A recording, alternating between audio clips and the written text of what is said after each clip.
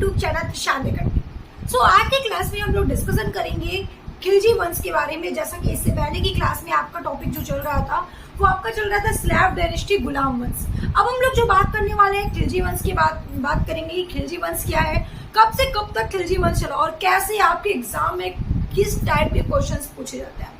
जैसा कि मैं आपको बता दूं कि अभी जो स्टूडेंट हमारे स्पेशली जो अभी एग्जाम देने के लिए तैयारी कर रहे हैं यूपी टेट का, सी टेट का, उनके जीएस का जो सिलेबस है बहुत ही इंपॉर्टेंट है। यहाँ से जो क्वेश्चंस आपके एग्जाम में आते हैं, जितने भी आपके वन डेज एग्जाम हो रहे हैं उन एग्जाम में के लिए आपके लिए एग्जाम के लिए बहुत ही ज्यादा इंपॉर्टेंट क्वेश्चन है। खिलजी वंश से बहुत सारे क्वेश्चंस पढ़ने पड़ेंगे आपको, ठीक है। वहां से क्वेश्चंस आपके ज्यादातर एग्जाम में पूछे जाते हैं। जैसा कि मैं सबसे पहले अगर बात करती हूँ खिलजी वंश के बारे में, तो अगर हम बात करें बेटा तो देखो खिलजी वंश में अगर हम देखते हैं खिलजी वंश के बारे में, तो अगर खिलजी वंश की बात हो रही है तो यहाँ पे 4, ठीक है, 4 ऐसे सुल्तान थे जो खिलजी वंश में राज किए। मतलब खिलजी वंश में 4 लोग ऐसे थे, ठीक है। कौन कौन से थे? तो सबसे पहले आपको याद रखना है जलालुद्दीन खिलजी, अलाउद्दीन खिलजी, मुबारक शाह खिलजी, खुसरो शाह खिलजी। ये आपके कौन थे भैया? 4 जैसे थे जो खिलजी वंश में आए और खिलजी वंश में शासन किए, ठीक है, शासन किया। और कब से कब तक खिलजी वंश चला था, जो आपके सबसे पहले एग्जाम में जो क्वेश्चंस पूछे जाते हैं। फर्स्ट क्वेश्चन आपके एग्जाम के लिए वेरी इंपॉर्टेंट है, आपसे क्वेश्चन पूछा जाएगा खिलजी वंश कब से कब तक चला। खिलजी वंश कब से कब तक चला आपको बताना है कि 1290 से लेकर 1320 तक, 1290 से लेकर 1320 तक आपका खिलजी वंश चला। अगर हम बात करते हैं कि खिलजी वंश सबसे ज्यादा कौन सा वंश चला है, ठीक है, कौन सा वंश सबसे ज्यादा चला है, तो आपको क्या बताना है, आप जल्दी से कमेंट सेक्शन में करके हमें बताइए। मैंने आपको बताया था कि सबसे ज्यादा कौन सा वंश चला है, ठीक है, सबसे ज्यादा कौन सा वंश चला है। मेरे प्यारे स्टूडेंट जल्दी से आप हमें कमेंट करके बताएंगे कि सबसे ज्यादा कौन सा वंश चला, ठीक है, जल्दी से कमेंट करके बताएंगे। आप पढ़ रहे हो, आपको बताया जा रहा है और आप सभी लोग ये सब पढ़े हुए हो। तो आप कहोगे मैम दिल्ली सल्तनत में सबसे पहला वंश था वो स्लैव डायनेस्टी था, और सबसे कम वंश की अगर यहाँ पे बात हो रही है तो खिलजी वंश ऐसा वंश था जो 30 साल केवल चला, ठीक है। कितने वर्ष चला भैया?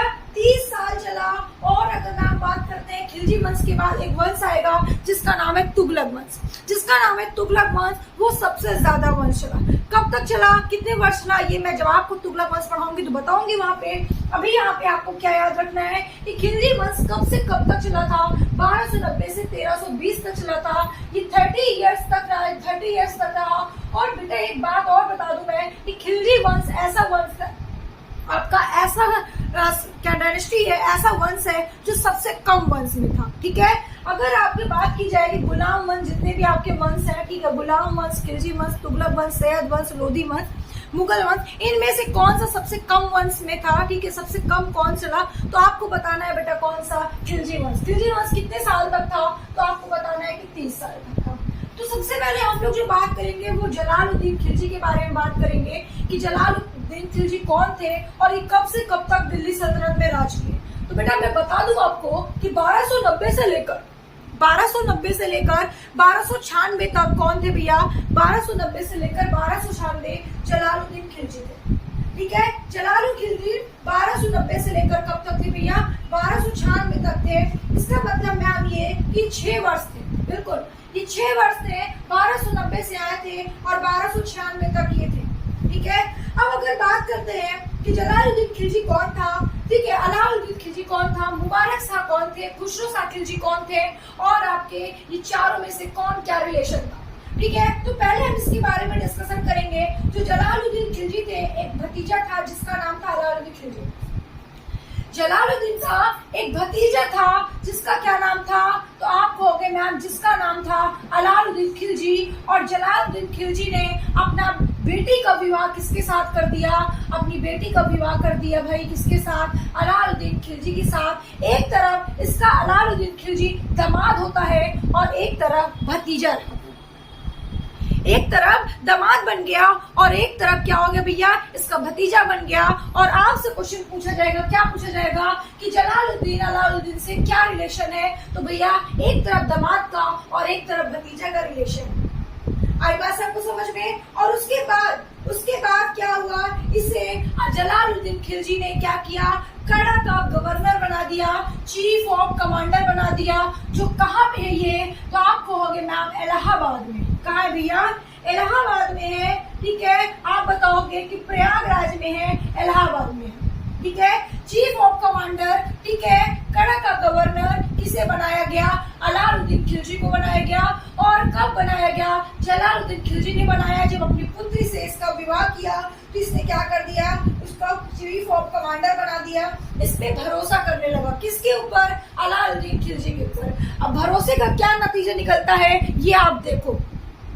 जबकि अलाउद्दीन खिलजी को ऐसा नहीं करना चाहिए, इतना भरोसा करता था जलालुद्दीन खिलजी। एक तरफ भतीजा था, दूसरे तरफ कहीं ना कहीं उसका दामाद बन गया था, तो उस पर ऐसा नहीं करना चाहिए। लेकिन अलाउद्दीन खिलजी के मन में लालच आने लगती है। शादी होने के बाद अलाउद्दीन खिलजी के मन में एक बात आती है कि अब मुझे दिल्ली सल्तनत पे राज करना होगा, उसे आगे बढ़ाना होगा। अब देखो भैया, इसका पेट यहाँ से नहीं भरा। वो सोचा कि मैं कड़ा का गवर्नर ही क्यों रहूं, क्यों ना मैं दिल्ली सल्तनत में राज करूं। जब इसके मन में ये लालच आई कि दिल्ली सल्तनत में अलाउद्दीन खिलजी ने बोला कि क्यों ना मैं राज करूं, तो उसे आगे बढ़ाने के लिए उसी समय क्या हुआ था भैया? उसी समय मंगोल आक्रमण हुआ था। क्या हुआ था? उसी समय मंगोल आक्रमण कर देते हैं। और मंगोल का आक्रमण दबाने के लिए क्या भैया? मंगोल का आक्रमण दबाने के लिए अलाउद्दीन खिलजी को भेजा जाता है। समझ में आ रहा है? मंगोल का आक्रमण दबाने के लिए अलाउद्दीन खिलजी को भेजा जाता है। और अलाउद्दीन खिलजी जाते हैं क्या करने भैया? युद्ध करने जाते हैं और सबको पराजित कर देते हैं। सबको पराजित कर देते हैं, लेकिन फिर भी 2000 मंगोल सैनिक बचे होते हैं। फिर भी 2000 मंगोल सैनिक बचे होते हैं। और बचने के बाद भैया ये क्या होता है यहाँ पे देखिएगा। जब ये इंडिया में बचे रहते हैं तो ये कहते हैं, मंगोल जो रहते हैं, मंगोलियन रहते हैं, ये कहते हैं मुझे इंडिया में ही रहना है। अलाउद्दीन खिलजी से कहते हैं कि मुझे इंडिया में ही रहना है। ठीक है, मुझे इंडिया में ही रहना है। अब देखो क्या होता है, जब अलाउद्दीन खिलजी जो होता है, ठीक है, अलाउद्दीन खिलजी जाता है, सबको पराजित कर देता है। और पराजित करने के बाद 2000 मंगोलियन क्या होते हैं भैया? बचे होते हैं। 2000 मंगोलियन बचे होते हैं। और वो कहते हैं कि मुझे, मंगोल सैनिक जो होते हैं वो कहते हैं कि मुझे इंडिया में ही रहना है। तो अलाउद्दीन खिलजी कहते हैं कि ठीक है, आप इंडिया में रहो, मुझे कोई प्रॉब्लम नहीं है। एक काम करो, आप इस्लाम धर्म को अपना लो। आप इस्लाम धर्म को अपना लो। और वो लोग क्या करते हैं भैया? इस्लाम धर्म को अपना लेते हैं। सभी लोग अपना लेते हैं। और इसी जो 2000 सैनिक होते हैं, मंगोल सैनिक होते हैं, जिन्होंने इस्लाम धर्म को अपनाया, उसी इस्लाम धर्म को, उसी मुस्लिम को हम लोग क्या कहते हैं? नवीन मुस्लिम के नाम से जानते हैं। क्या बोलते हैं भैया? नवीन मुस्लिम बोलते हैं। आपसे क्वेश्चन पूछा जाएगा, क्या एक बहुत छोटा सा क्वेश्चन पूछा जाएगा, नवीन मुस्लिम कौन थे? तो आपको बताना है कि जो अलाउद्दीन खिलजी जब मंगोल पर आक्रमण किया, तो आक्रमण करके उन्हें जो पराजित किया, तो पराजित करने के बाद जो 2000 सैनिक आपके बचे हुए थे, उन्होंने जो अपना लिया, जो मुस्लिम को अपना लिया, जो इस्लाम धर्म को अपना लिया, अपने आप को मुसलमान बना लिया, उन्हीं को हम लोगों ने नाम दिया क्या? नवीन मुसलमान। क्या नाम दिया भैया? नवीन मुसलमान दिया। और नवीन मुसलमान के रहने के लिए एक दिल्ली में, ठीक है, एक दिल्ली में क्या करते हैं? शहर बनाया जाता है, जिसे हम लोग मुगलपुर के नाम से जानते हैं। जिसे हम लोग क्या करते हैं भैया? मुगलपुर के नाम से जानते हैं। आपसे क्वेश्चन पूछा जाएगा, मुगलपुर में कौन रहा करता था? तो आप बताओगे कि मुगलपुर में भैया कौन रहता था? मुगलपुर में रहते थे नवीन मुसलमान। नवीन मुसलमान कौन थे? तो आपको बताना था, जो 2000 मुसलमान जो पराजित नहीं हुए थे मंगोल के आक्रमण में, वही मुसलमान को हम लोगों ने नवीन मुसलमान बोला। और इसी नवीन मुसलमान के रहने के लिए एक शहर बनाया गया, जिसे हम लोग क्या कहते हैं? मुगलपुर कहते हैं। कहाँ पे बनाया गया? तो आपको बताना है, दिल्ली में बनाया गया था। और इसी को मुगलपुर कहते हैं। ठीक है, और इसे मुगलपुरी के नाम से भी जाना जाता है। आपसे पूछा जा सकता है मुगलपुरी, या फिर आपसे पूछा जा सकता है मुगलपुर, तो आपको आंसर जो देना है वही आंसर देना है।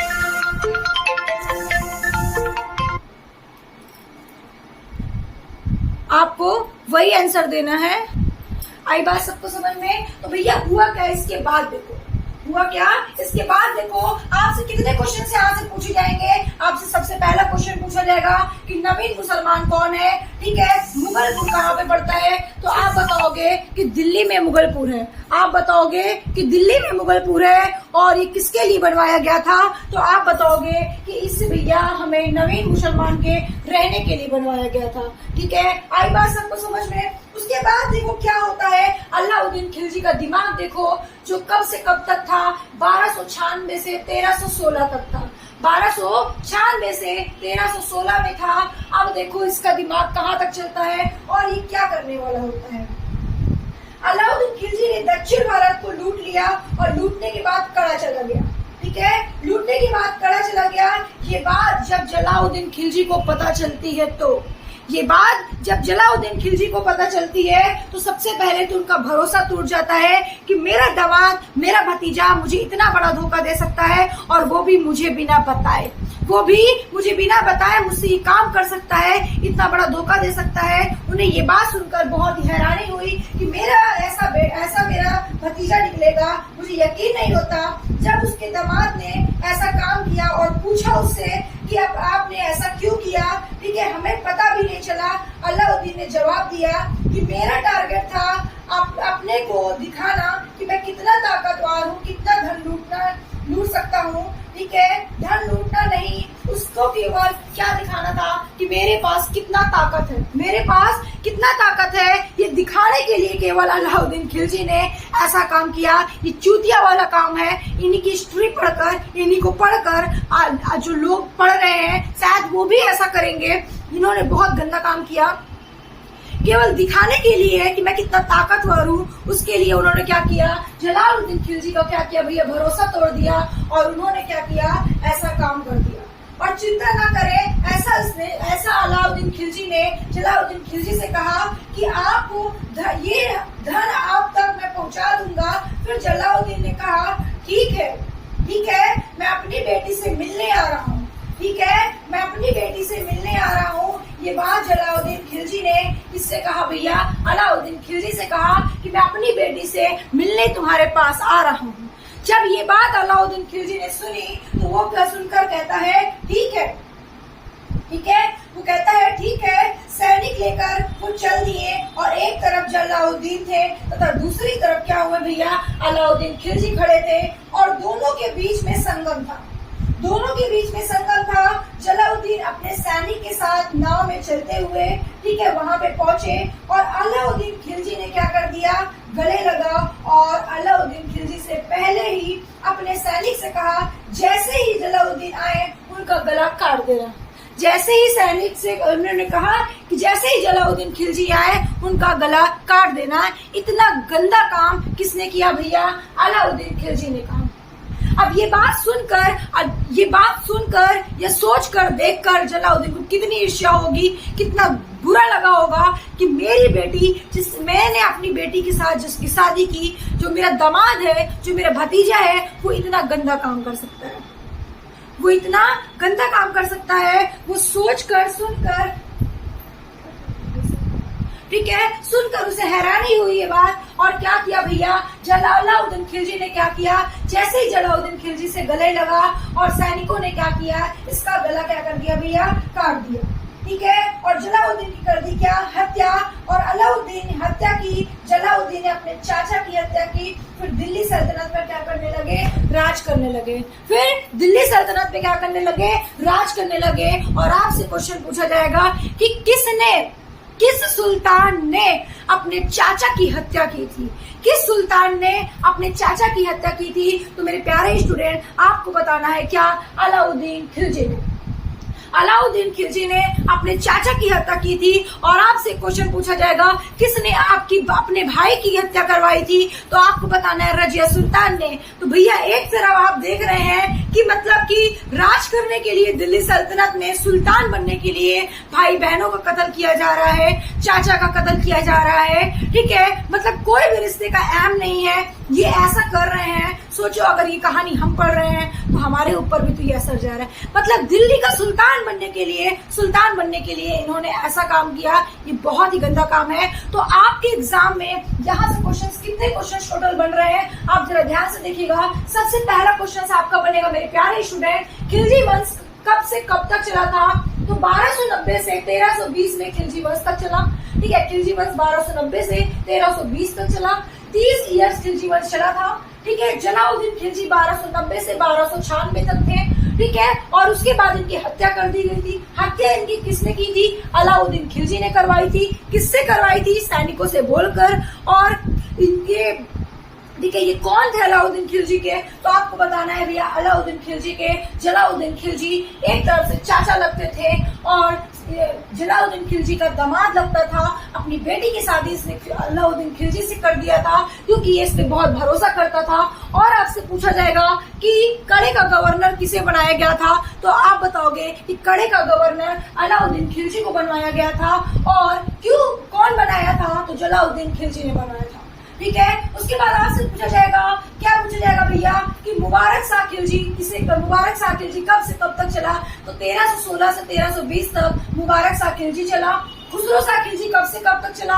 1320 से 1320 तक ही खुसरो शाह खिलजी चला, ठीक है। और आपसे यहाँ से एक क्वेश्चन पूछा जाएगा, नवीन मुसलमान कौन है? तो आपको बताना है 2000 मंगोल सैनिक जो बचे हुए थे, जो पराजित नहीं हुए थे, जिन्होंने मुसलमान को, इस्लाम धर्म को अपना लिया था, उसे नवीन मुसलमान कहते हैं। नवीन मुसलमान को रहने के लिए जो घर दिया गया था, जो जगह दिया गया था, उसे क्या कहा जाता है? मुगलपुर या मुगलपुरी कहा जाता है। और ये कहाँ पे है? तो आपको बताना है बेटा, ये दिल्ली में है, ये दिल्ली में है। तो यहाँ से भैया किसकी कहानी खत्म हो जाती है? जलालुद्दीन खिलजी की कहानी यहाँ से खत्म हो जाती है। अब हम लोग जो पढ़ेंगे 1296 से 1316 तक, किसकी कहानी पढ़ेंगे? अलाउद्दीन खिलजी की कहानी पढ़ेंगे, जो मैं आपको नेक्स्ट क्लास में पढ़ाऊंगी। तो आज के लिए बस इतना ही, फिर मिलते हैं हम लोग नेक्स्ट क्लास में नेक्स्ट वीडियो के साथ। ऐसे ही जुड़े रहिए हमारे त्रिशाद एकेडमी से। और अगर आपने अभी तक चैनल को सब्सक्राइब नहीं किया तो चैनल को सब्सक्राइब कर दीजिए, वीडियो को लाइक कर दीजिए एंड अपने फ्रेंड्स को शेयर करना बिल्कुल नहीं मत भूलिए। Okay, thank you.